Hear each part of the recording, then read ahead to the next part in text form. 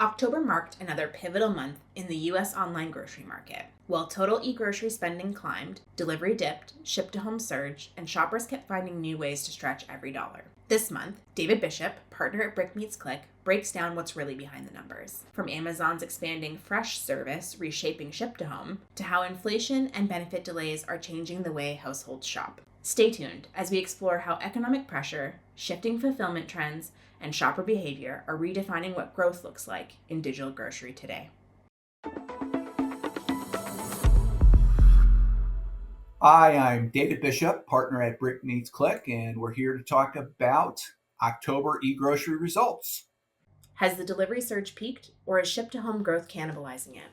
The way I look at this from the monthly results is that it's more a bump in the road, and that's given the uncertainty that we have in the market, whether it's the labor conditions, inflationary pressure, which goes well beyond groceries, or now more recently, the effects of the government shutdown. But what we can see is that deliveries pull back in order frequency and average order values are likely a symptom of a much more constrained customer who's simply shocked by the state of things. They're trying to stretch the buck. They're trying to figure out how do they put food on the table. And it's changing a lot of the dynamics in terms of what we buy and where we buy and how we buy. I think it's also worth remembering what started the surge more than a year ago with delivery, which was this introduction of aggressive discounts on memberships and subscriptions.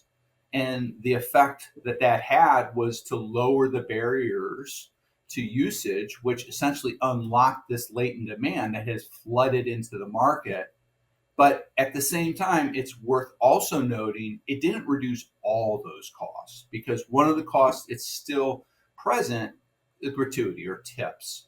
And so when we look at the question of ship to home cannibalizing delivery, what we're really looking at is Amazon's rollout, continued expansion of its fresh grocery service, which again at Brick Meets Click is classified as ship to home because of the attributes that are associated with the service.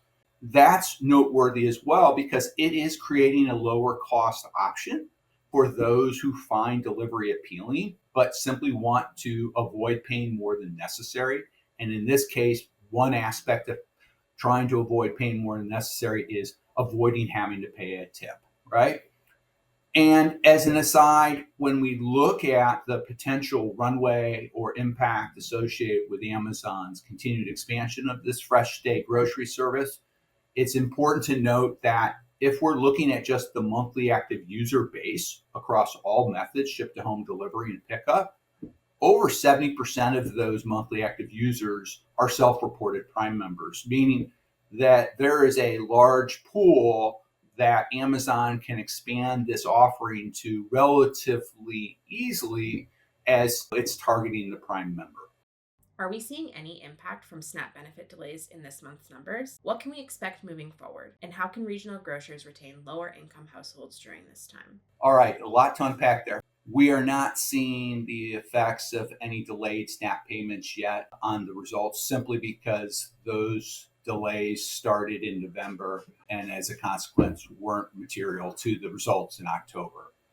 Obviously, when we wait for the results for November, that's going to be dependent on how the administration proceeds. We have had multiple courts rule that the administration is required to pay out in full the benefits to those SNAP recipients. But at this stage of recording or time of recording, we still have yet to get a clear indication of what that means. So it remains to be seen what the impact is going to be, although we're anticipating there will be some degree in November, just given the interruptions that we've had thus far.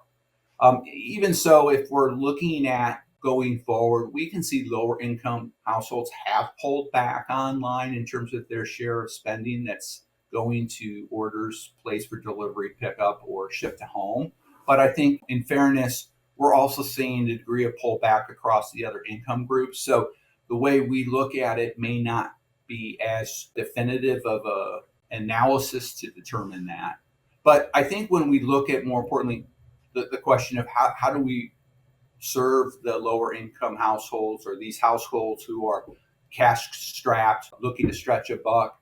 What we do see today in the market is primarily third party providers providing discounted or waiving delivery fees entirely. You can look at Instacart and DoorDash, what they're doing. Some of it's more around food banks and other organizations. Some like GoPuff are offering discounts across multiple orders.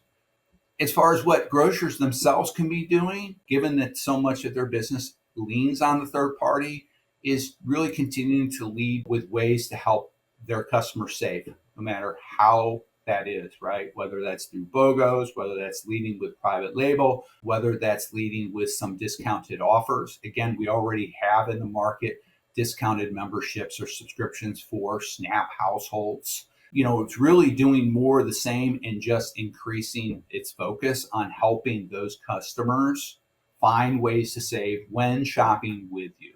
What do the declines in average order value for pickup and delivery reflect?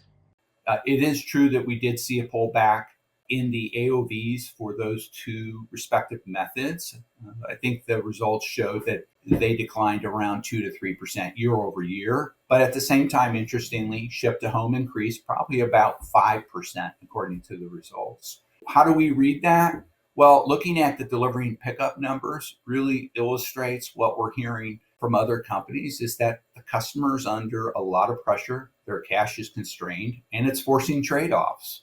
So what type of trade-offs are we talking about? Well, likely customers are searching for lower cost alternatives. What we mean by that is, in terms of what they buy, in terms of products, or where they buy it in terms of the format, or even how they buy it in terms of services, whether they're using online or in store. We did see in-store growth this month year over year have a stronger result versus last month, but that's due in large part to the slowing of the sales growth of online.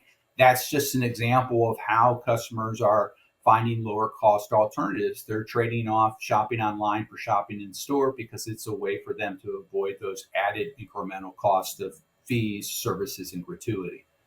Otherwise, if we were looking at the customer mix, that is the mix of customers using specific services, we continue to see that shift towards the more established users that we define as those who've used the same service over the last 3 months, 4 or more times. And what that would historically and consistently mean is that we should see a more organic upward trend in AOVs because historically, those more established consumers spend significantly more, 30 to 50% more than first timers. But this month, only first timers posted a year over year gain in their spending, just really illustrating that it doesn't really matter where you are in that spectrum. Customers are constrained with cash and they're making these trade-offs. It's the most obvious, simplest explanation we have looking at the numbers without extrapolating from too much other secondary information. Are we approaching a ceiling for eGrocery adoption? Although it may seem like we are approaching a ceiling for grocery adoption, given the smaller year-over-year growth rates, I think the reality is that eGrocery adoption continues to grow and actually is accelerating, believe it or not. Now, what we mean by accelerating here, not necessarily on a sales basis, but rather on a user basis. October set a record high for overall monthly active users. So again, this is across ship to home, pickup, or delivery, placing one order during the month. And that just surpassed the prior record that was set last month. So we clearly have continued strength and interest and desire to take advantage of all the benefits of shopping online, but we're simply just running into the realities that consumers or customers are more cash strapped and making trade-offs that are slowing this growth down, which we're seeing primarily in a contraction with order frequency and average order values. Now, ship to home is actually leading the way in this monthly active user growth. Again, the overall monthly active user growth is across all 3 methods. Ship to home is really out in front, followed closely by pickup. It's also worth noting delivery expanded, but it expanded at a far lower rate than the other 2, which is also some of the challenges that we're seeing. While most of the growth came from less frequent users, this was true last month, and less frequent users are those we define as households who bought groceries online 2 or 3 months ago. But what we did see in October this year was that the total customer pool, that's defined as households who ever bought online, expanded at its fastest rate in years. And that's in large part due to the expansion of ship to home. Now, that's important because up until last month, we were seeing the total customer pool continue to decelerate at a very gradual but steady rate, where we were maybe growing year over year 0.5%. This last month in October, year over year, the customer pool grew at over 2%. So what we're seeing is that some events in the last month or so have triggered a lot more trial or adoption of eGrocery services. And we believe a lot of that is associated with, again, Amazon's expansion of their fresh grocery service that offers a lower cost alternative. So for all those reasons, this is continuing to just evolve. And the combination of the economic factors with a new enhanced value proposition online is shifting demand in some ways. It's creating a substitute for delivery through ship to home vis-a-vis Amazon's new same day fresh grocery service. The adoption continues to be strong from a monthly active user standpoint. The sales may have pulled back slightly, but that's due to some external factors that are probably transitory, if we will, hopefully, because all signs up and through this month were very positive for online shopping. Thanks for listening. If you found these insights helpful, be sure to like, comment, and subscribe for more conversations on the future of grocery. Have a question you'd like answered in our next episode? Email us at solutions@mercatus.com.